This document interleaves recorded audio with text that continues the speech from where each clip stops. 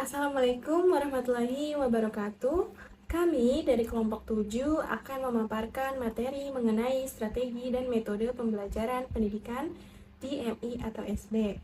Presentasi ini disusun sebagai bagian dari tugas mata kuliah pembelajaran PKN di MI atau SD yang dibimbing oleh Dr. Haji Tamsik Udin MPD selaku dosen pengampu. Perkenalkan, nama saya Koreatul Fitri. Saya akan bertugas sebagai moderator dalam presentasi ini. Bersama saya ada dua rekan saya yang akan menyampaikan materi, yaitu Fatma Ayu Trinanda dan Rika Sofiatur Rohman. Baik, tanpa berlama-lama lagi, untuk menghemat waktu, saya akan mempersilahkan kepada rekan saya untuk menyampaikan materi. Pengertian strategi dan metode pembelajaran PKN di MISD. Strategi. Apa sih yang dimaksud dengan strategi? Nah, menurut Judge dan Clark, strategi merupakan sebuah rencana terintegrasi, menyeluruh, dan terkoordinasi yang bertujuan untuk menghubungkan keunggulan tertentu dengan pencapaian tujuan melalui pelaksanaan yang efektif. Jadi, apa sih strategi pembelajaran PKN di MISD itu? Nah, strategi pembelajaran PKN di MISD adalah kerangka perencanaan yang mengarahkan langkah-langkah pembelajaran PKN secara sistematis. Sedangkan metode pembelajaran, metode pembelajaran PKN adalah suatu sistem yang dirancang secara sistematis dan terorganisir untuk membantu menyampaikan materi kepada peserta didik dengan berpedoman kepada kurikulum dan rencana pembelajaran yang aktif. Jadi intinya, kalau strategi itu adalah rencana umum, rancangan, kalau metode itu suatu sistem, suatu cara menerapkannya langsung di kelas seperti apa. Macam-macam strategi dan metode pembelajaran PKN di MISD. Berikut ini ada beberapa macam strategi yang efektif untuk digunakan dalam pembelajaran PKN di MISD. Yang pertama yaitu ada strategi collaborative learning. Apa sih strategi collaborative learning itu? Nah, strategi collaborative learning merupakan suatu strategi berbasis kerjasama yang menitik beratkan pada kolaborasi untuk menyelesaikan tugas, meningkatkan pemahaman bersama, dan memperkuat nilai kebersamaan dalam pembelajaran PKN. Adapun langkah-langkah pembelajaran collaborative learning, yang pertama, pembentukan kelompok heterogen. Jadi, guru membentuk siswa di dalam kelas itu ke beberapa kelompok yang terdiri dari 4 ataupun 5 dengan kemampuan yang berbeda-beda. Yang kedua, penyusunan tugas berbasis kreativitas. Guru memberikan tugas kepada siswa. Yang ketiga, pembuatan ringkasan dan penyajian diskusi. Yang keempat, penggunaan hasil karya atau presentasi. Yang kelima yaitu ada diskusi analisis. Dan yang terakhir yaitu ada observasi atau pengamatan guru. Selanjutnya, strategi yang kedua ada problem based learning atau yang sering disapa dengan strategi PBL. Strategi PBL ini adalah pembelajaran yang menggunakan masalah-masalah sebagai langkah awal pembelajaran, di mana siswa diarahkan untuk mencari solusi melalui pemecahan masalah. Nah, strategi ini bisa meningkatkan kemampuan berpikir kritis siswa, berpikir kreatif siswa dalam menyelesaikan masalah. Adapun langkah-langkah pembelajaran problem based learning ini, yang pertama, orientasi siswa terhadap masalah. Contoh dalam materi kerukunan, guru menanyakan siswa tentang, di sini ada nggak siswa yang tidak rukun? Apa sih yang bisa dilakukan agar kita bisa hidup rukun? Nah, dengan guru menanyakan hal tersebut secara tidak langsung, guru itu sudah memberikan masalah atau soal yang harus mereka pecahkan. Yang kedua, ada mengorganisasikan siswa untuk belajar. Jadi, guru membagi siswa ke dalam beberapa kelompok untuk menyelesaikan masalah yang tadi tentang diskusi tentang penyebab tidak rukun. Yang ketiga yaitu membimbing penyelidikan individu dan kelompok. Jadi setiap kelompoknya itu membaca buku atau saling mewawancarai, saling ngobrol kira-kira apa sih penyebab tidak rukun. Nah, yang keempat yaitu ada mengembangkan dan menyajikan hasil karya. Yang kelima yaitu ada evaluasi proses pemecahan masalah yang terdiri dari presentasi, diskusi, dan bimbingan oleh guru. Strategi yang terakhir yaitu ada strategi Project Based Learning atau PJBL. Apa sih strategi PJBL ini? Nah, strategi PJBL ini merupakan strategi atau metode yang menggunakan proyek atau kegiatan sebagai media untuk membantu dalam proses pembelajaran PKN. Adapun langkah-langkah pembelajarannya, contoh langkah-langkah dalam pentingnya menjaga persatuan dan kesatuan di sekolah. Yang pertama, penentuan proyek, seperti apa sih yang akan kita buat untuk menunjukkan pentingnya menjaga persatuan dan kesatuan. Yang kedua, perancangan langkah-langkah penyelesaian proyek. Nah, setelah kita menentukan mau membuat apa, selanjutnya kita merancang apa saja yang harus dilakukan agar bisa menciptakan karya. Yang ketiga, penyusunan jadwal pelaksanaan proyek. Yang keempat, penyelesaian proyek dan fasilitas dan monitoring guru. Yang kelima, ada penyusunan laporan dan presentasi atau publikasi hasil proyek. Dan yang terakhir, yaitu evaluasi proses dan hasil proyek. Baik, saya akan menjelaskan mengenai metode pembelajaran yang dapat diterapkan di MISD.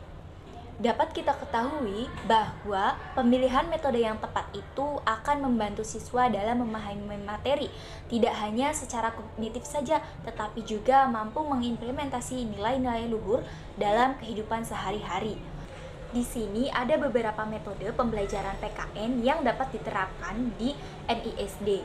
Nah, yang pertama ada metode diskusi.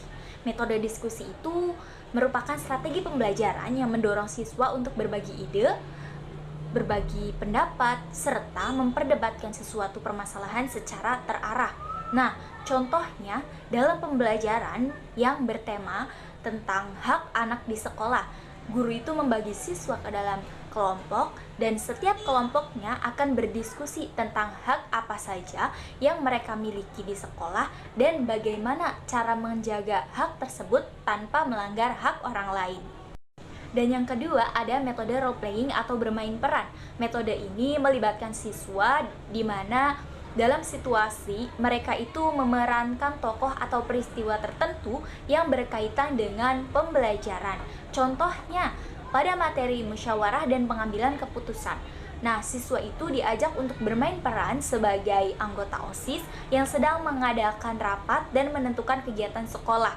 Mereka akan berdiskusi, mengajukan usul, dan mengambil keputusan berdasarkan suara terbanyak. Dan yang ketiga ada metode cooperative learning.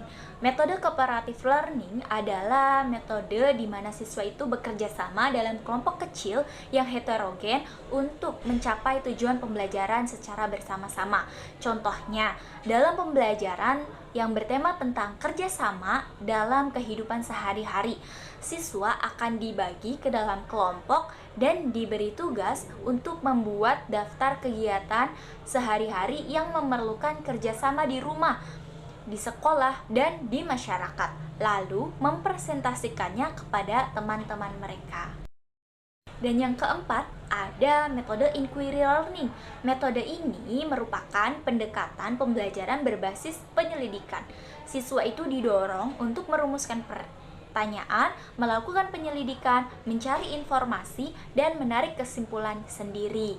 Contohnya, dalam tema sikap nasionalisme, guru itu mengajak siswa mengamati upacara bendera di sekolah, lalu menugaskan kepada mereka untuk membuat laporan tentang nilai-nilai yang muncul dalam kegiatan tersebut.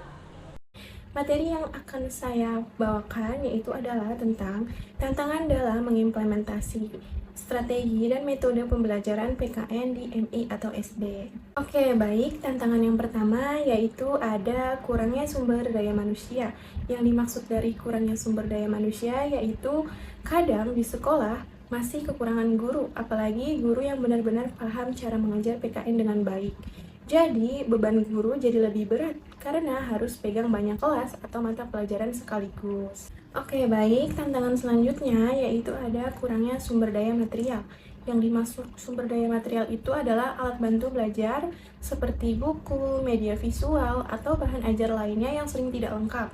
Akibatnya, guru sulit bikin pembelajaran jadi menarik atau mudah dipahami oleh siswa. Yang ketiga, ada infrastruktur, yaitu fasilitas sekolah seperti ruang kelas, perpustakaan, atau alat teknologi kadang belum memadai. Nah, ini bikin proses belajar, apalagi yang butuh praktik atau diskusi kelompok, jadi kurang lebih maksimal. Lalu ada pentingnya kurikulum. Kurikulum yang digunakan kadang terlalu padat atau nggak sesuai dengan kebutuhan dan kondisi siswa di lapangan. Guru jadi bingung harus fokus kemana. Selanjutnya ada pengalaman langsung yang terbatas. Yang dimaksud pengalaman langsung yang terbatas itu, siswa jarang diajak keluar kelas atau mengalami langsung nilai-nilai PKN seperti gotong royong, demokrasi, atau toleransi. Padahal, belajar dari pengalaman ini lebih mengena. Yang terakhir yaitu mengintegrasikan nilai dalam kehidupan sehari-hari. Yang dimaksud dari mengintegrasikan nilai dalam kehidupan sehari-hari ini maksudnya adalah menanamkan nilai seperti kejujuran, tanggung jawab, atau cinta tanah air ke dalam kebiasaan sehari-hari siswa. Nah, dalam kebiasaan sehari-hari siswa itu tuh nggak gampang, butuh pendekatan yang sabar dan berulang-ulang. Baik, selanjutnya saya akan menyampaikan materi berikutnya, yaitu mengenai peran guru dalam memilih dan mengadaptasi strategi dan metode pembelajaran PKN di MI atau SD. Dalam proses pembelajaran pendidikan kewarganegaraan atau yang biasa kita sebut itu PKN, peran guru sangat penting dalam memilih dan mengadaptasi strategi pembelajaran agar sesuai dengan karakteristik siswa yang beragam. Guru punya peran penting banget. Guru harus pintar memilih cara mengajar yang pas buat karakter siswa yang beda-beda. Gak bisa pakai satu metode terus-menerus, harus fleksibel dan menyesuaikan dengan kebutuhan anak-anak. Demikian materi yang dapat saya sampaikan, selanjutnya yaitu kesimpulan. Pembelajaran pendidikan kewarganegaraan di tingkat MI atau SD memiliki peranan yang sangat penting dalam membentuk karakter siswa, menanamkan nilai-nilai kebangsaan, demokrasi, dan hak asasi manusia. Dalam konteks ini, peran guru menjadi sangat penting, tidak hanya dalam memilih strategi pembelajaran yang sesuai dengan karakteristik siswa, tetapi juga dalam mengadaptasi dan mengembangkan metode yang keren dan inovatif, serta mampu membangun keterlibatan aktif siswa. PKN itu penting karena bisa membentuk karakter anak sejak kecil. Makanya, guru harus bisa ngajarin PKN dengan cara yang menarik, relevan, dan bikin anak aktif. Biar siswa nggak cuma tahu teori, tapi juga bisa menerapkan nilai-nilainya dalam kehidupan sehari-hari. Baik, demikianlah presentasi dari kami kelompok 7 tentang strategi dan metode pembelajaran PKN di MI atau SD. Semoga materi yang kami sampaikan dapat menambah wawasan dan bermanfaat bagi kita semua, khususnya dalam memahami pentingnya peran guru dalam memilih strategi dan metode yang tepat dalam pembelajaran PKN. Oke, baik, terima kasih. Wassalamualaikum warahmatullahi wabarakatuh.